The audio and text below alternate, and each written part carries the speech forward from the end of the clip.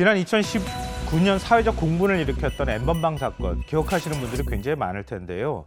이 5년 만에 서울대학교에서 N번방을 연상케 하는 디지털 성범죄가 있었던 것으로 알려져서 지금 충격을 주고 있습니다.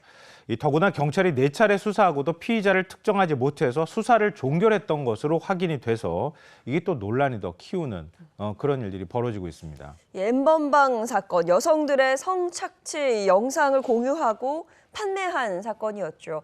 그런데 이번에 서울대학교에서 비슷한 일이 발생했다는 이야기죠. 네, 맞습니다. 서울대학교라는 것 때문에 더 좀 충격을 받으시는 분들도 있을 것 같은데요. 언론 보도에 나온 한 피해자 사례부터 먼저 좀 말씀드리겠습니다.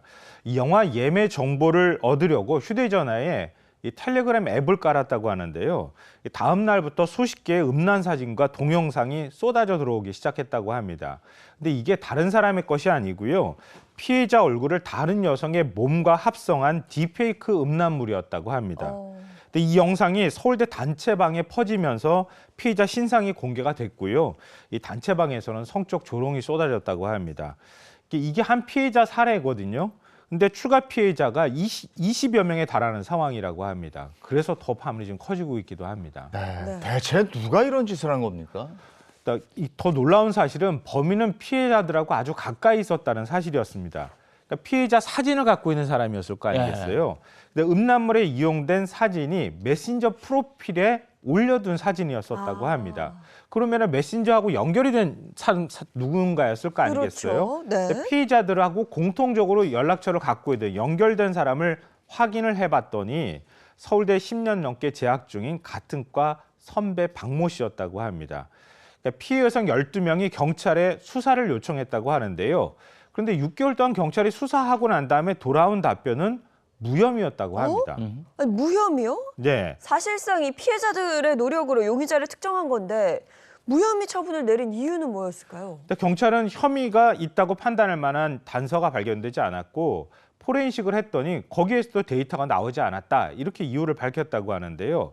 하지만 피해자들 입장에선 받아들이기가 굉장히 어렵잖아요. 본인들 스스로가 추적해가지고 저 사람이 분명하다 이렇게 생각까지 했는데 경찰은 이 사람이 한 게 아니야, 무혐의야 이렇게 판단을 했으니까요.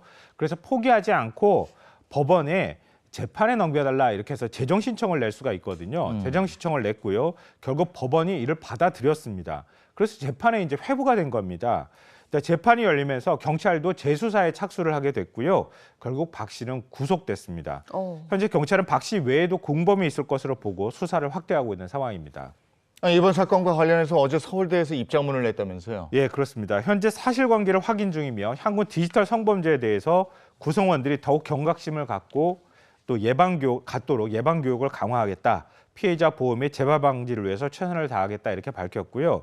또 부총장을 단장으로 하는 디지털 성범죄 태스크포스를 구성을 해서 관련 대책을 신속히 마련하도록 하겠다 이런 입장을 밝혔습니다.